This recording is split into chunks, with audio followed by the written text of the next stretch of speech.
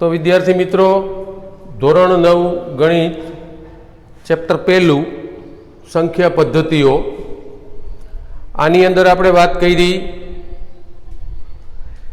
जे विविध संख्याओ छे एने दर्शावता गणोनी।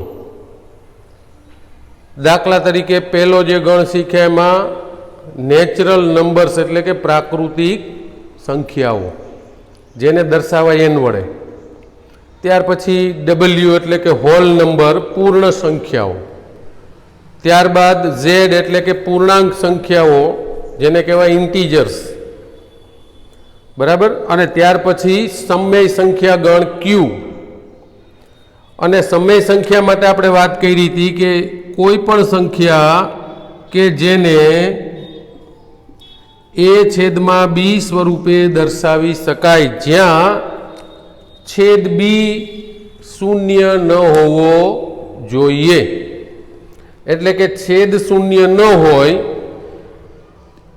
तेवी कोई पण संख्या के जेने अंश ने छेद स्वरूप में दर्शावी शकाय, छेद शून्य न होवो जोईए। आवी जे संख्याओ छे तेने समय संख्याओ कहेवाय।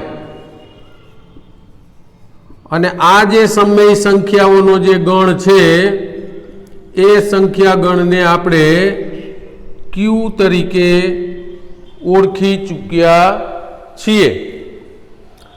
तो प्रश्न ए थाय ने आपणे शरूआतनी अंदर वात करी हती के समय न होय तो आवी संख्याओने केवी संख्याओ कहेवाय तो के एने कहेवाय असमय संख्याओ।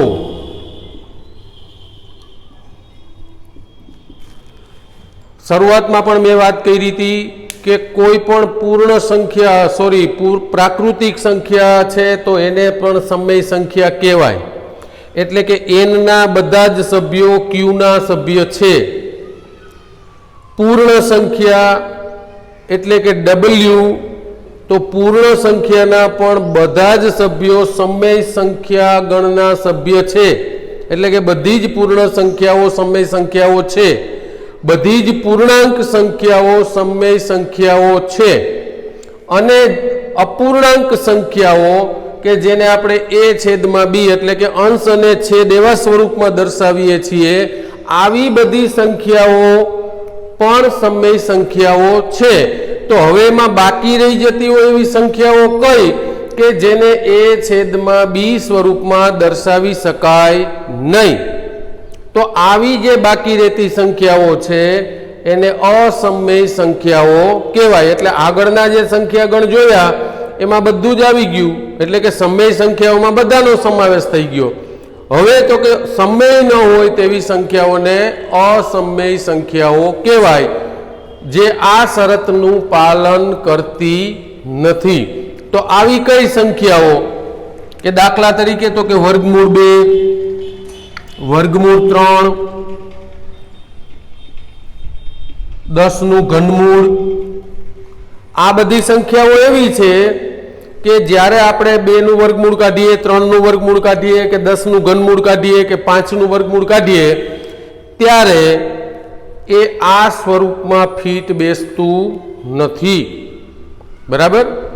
भागाकार तो करी शकाय वर्गमूळ काढी शकाय पण एने दशांश चिन्ह जे आपणो आगळनो मुद्दो आवशे के दशांश निरूपण केवी रीते करवुं। दशांश निरूपण एटले तमे शीखी गया छीए के छेदमां छे ए 10 100 शून्य 1000 10,000 लाख शून्यवाળી संख्या होय तो एटला जेटला छेदमां शून्य होय एटला आंकड़ाओनी आगळ आपणे एक चिन्ह मूकता हता अने जेने आपणे कहेता हता दशांश चिन्ह। बराबर। तो एनुं दशांश निरूपण थयुं के जो छेदमां 10 100 1000 10,000 आवा शून्यवाળી संख्याओ जो आपणे लई आवी शकता होय तो एनुं दशांश निरूपण शक्य बने।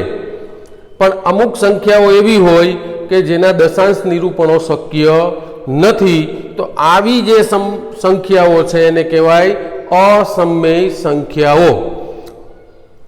આપણે શરૂઆતમાં પણ શીખી ગયા અને લગભગ ત્રીજા ચોથા ધોરણથી પણ આપણને ખ્યાલ છે કે વિભાજ્ય અને અવિભાજ્ય કોને કહેવાય। આપણે પણ આ ચેપ્ટરની શરૂઆતમાં એની ચર્ચા કરી હતી કે જે સંખ્યાઓના સંખ્યા પોતે અને એક એકડો, બરાબર, એક અને સંખ્યા પોતે, આ બે જેના અવયવ હોય આવી બધી સંખ્યાઓને અવિભાજ્ય સંખ્યાઓ કહેવાય. આ બે સિવાયનો કોઈ વધારાનો જો આપણને અવયવ મળતો હોય તો આવી સંખ્યાઓને આપણે વિભાજ્ય કહીએ. દાખલા તરીકે 4 છે તો આ 4ના આપણને એક અને સંખ્યા પોતે બે અવયવ સિવાય પણ એક અવયવ મળે છે 2. 2 દુને 4 મતલબ ભાગ પડે છે. તો એક અને સંખ્યા પોતે આ તો દરેકના અવયવ હોય જ, એ સિવાયનો જો કોઈ વધારાનો અવયવ મળતો હોય, દાખલા તરીકે 9 હોય તો 9ની અંદર પણ એક અને સંખ્યા પોતે પણ 3 તેરીને 9 એટલે કે વધારાનો એક અવયવ મળે છે. તો 4 ને છે એ આપણે વિભાજ્ય કહેશું, 9 ને આપણે વિભાજ્ય કહેશું, પણ 7 ને દાખલા તરીકે તમે ગણો તો 1 અને 7, 7 એકુ 7, આ સિવાયનો કોઈ અવયવ મળતો નથી. તો 7 ને કેવું કહેશું? અવિભાજ્ય. તો આવી અવિભાજ્ય સંખ્યાઓના વર્ગમૂળ લ્યો, બરાબર છે, એ હંમેશા કેવી સંખ્યાઓ મળે? અસમય સંખ્યાઓ મળે. કઈ? તો કે અવિભાજ્ય સંખ્યાઓના વર્ગમૂળ કાઢીએ તેને. બાકી તો વિભાજ્ય છે ને એના વર્ગમૂળ નીકળે, અને નીકળે કદાચ પૂર્ણાંકમાં ન નીકળતું હોય તો પણ સમય સંખ્યા સ્વરૂપે તો નીકળે.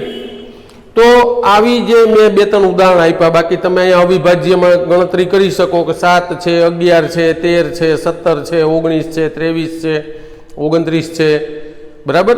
આવી કોઈ પણ છે એ અવિભાજ્ય સંખ્યાઓના જે વર્ગમૂળ છે એ હંમેશા અસમય સંખ્યાઓ મળે.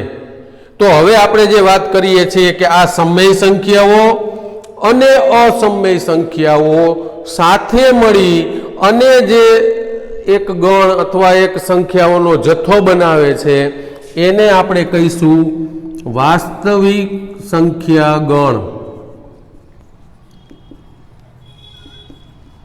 અને એને ઓળખશું R વડે.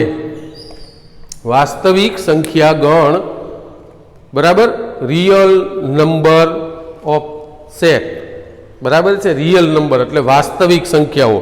અને આના વિશે ખાસ તમે એટલા માટે થોડું અત્યારે ધ્યાન આપજો કારણ કે 10મા ધોરણનું પણ આપણું જે પહેલું ચેપ્ટર આવે છે એ છે વાસ્તવિક સંખ્યાઓ, બરાબર છે. ત્યારે આ જે કંઈ માહિતી આપણે અત્યારે લઈએ છીએ 9મા ધોરણમાં જે શીખીએ છીએ આ બધું જ છે એ બેઝ તૈયાર હોય તો 10મા ધોરણનું પહેલું ચેપ્ટર વાસ્તવિક સંખ્યાઓનું જે છે એ આપણને ભણવા માટે બહુ ઇઝી પડે.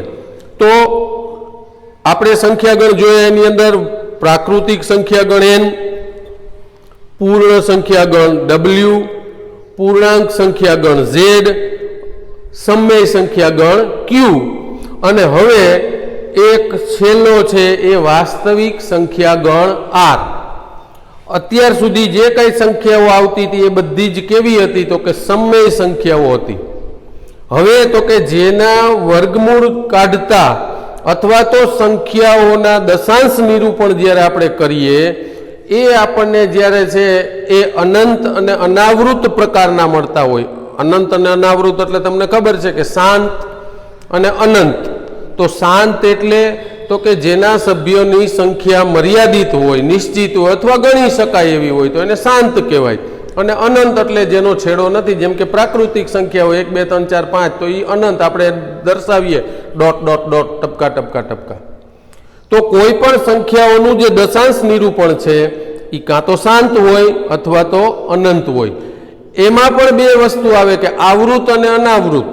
તો આવૃત એટલે કેવું કે દાખલા તરીકે આપણે સંખ્યા લઈએ કે 10 અને આને 3 વડે ભાગીએ તો આપણને આનો જવાબ મળે 3 તેરી 9, 1 પોઈન્ટ ઉપરથી ઉતાર્યું 0, 3 તેરી 9, 1 0, 3 તેરી 9, 1 0, 3 તેરી 9. એનો મતલબ કે આ જે ભાગાકાર છે એ અનંત સુધી ચાલશે. તો આનું આ દશાંશ નિરૂપણ જ થયું પોઈન્ટ વાળું. અનંત છે પણ કેવું છે? તો કે આવૃત છે. કેવું છે? તો કે અનંત છે પણ કેવું છે? તો કે આવૃત છે. તો કે આવૃત કોને કહેવાય? તો કે જ્યાં સંખ્યા અથવા તો કોઈ ચોક્કસ સંખ્યાઓનો સમૂહ વારંવાર રિપીટ થતો હોય. बराबर है। जो अहींया 3 है तो 3 3 3 3 ज आवशे, आमां क्यांय 4 2 1 5 वच्चे कशुं आवे नहीं। पण कोई एवो भागाकार आपणे करीए के एना जवाबमां आवुं आवे के 2.14 14 14 14 14 तो आ पण अनंत ज छे, पण शुं आवे छे तो के 1 4 1 4 1 4 1 4 बराबर है। वारंवार 1 અને 4 1 અને 4 आ ज रिपीट थाय, बीजी कोई संख्या नहीं। अच्छा, कोई बीजाने आपणे बतावीए के कोईनो जवाब आवो आव्यो,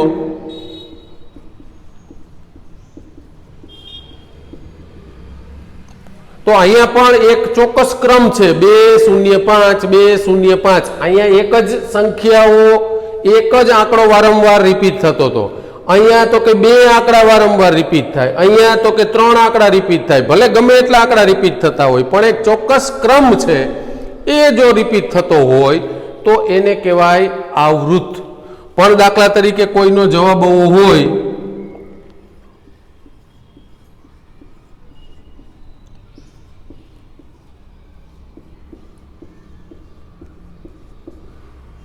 बराबर है, तो अहींया जुओ 0 एक वार आव्युं, पछी 2 वार, पछी 2 वार, 4 वार, 5 वार, ज्यां कोई चोक्कस क्रम रहतो नथी। तो आवुं ज्यारे दशांश निरूपण मळे एने शुं कहेवाय तो के आने कहेवाय अनावृत। केवुं कहेवाय? अनावृत कहेवाय। आने आवृत कहेवाय, आने पण आवृत कहेवाय, आने पण आवृत कहेवाय, आने शुं कहेवाय तो के अनावृत। तो ज्यारे एवी संख्याओ मळे के जेनुं दशांश निरूपण बे रीतना होय, का शांत होय ने का अनंत होय। शांत होय तो प्रश्न ज नथी, समय संख्या बनी गई। पण अनंत होय तो आपणे जोवुं पड़े के आवृत छे। जो आवृत होय तो ए केवी संख्या गणाशे तो के समय संख्या ने कोनो सभ्य बनशे? समय संख्या गण क्यू नो। पण एवा दशांश निरूपणों के जेना दशांश निरूपणों छे ई अनंत पण होय अने अनावृत पण होय। तो आवी जे संख्याओ छे एने शुं कहेशुं तो के असमय संख्याओ। मैं तमने उदाहरण आप्या। तो आवी समय संख्या अने असमय संख्या बंने मळी अने जे संख्या गणनुं निर्माण करे छे, अथवा तो जे आ बंने प्रकारनी संख्याओ जे गणनी सभ्य छे एवा संख्या गणने वास्तविक संख्या गण आर तरीके ओळखीशुं। એટલે હવે તમારા મગજની અંદર અસમય સંખ્યા એટલે શું એ પણ ક્લિયર થઈ ગયું હશે કે જેનું દશાંશ નિરૂપણ અનંત અને કેવું હોય? અનાવૃત હોય, કે જેમાં તમે ચોક્કસ કોઈ ધારણા બાંધી શકતા નથી। અહીંયા દાખલા તરીકે તમને કહેવામાં આવે, તમે કહેશો કે 1 ને 4 તો હવે પછી કેટલા ભાગ હાલશે? કઈ સંખ્યા હશે તો કે 1, પછીના ભાગાકારમાં તો કે 4, પછી 1, પછી 4। અહીંયા કહી શકશો કે 2 0 5, હવે હું આવશે 2 પાછો 0 પાછો 5। તમે ભાગાકાર કર્યા વગર પણ એનો જવાબ આપી શકો। જ્યારે અહીંયા તો કે તમે ચોક્કસ કહી નહીં શકો કે એમાં આગળ શું આવે। તો આવા જે દશાંશ નિરૂપણો છે, એટલે આ આપણે વાત કરી અસમય સંખ્યાઓની। હવે જે આપણે મુદ્દાની ચર્ચા કરીએ છીએ એ છે આ જે સમય સંખ્યાઓ છે, સમય સંખ્યાઓ, અસમય સંખ્યાઓ માટેની આપણે અત્યારે કોઈ વાત હવે આગળ કરતા નથી।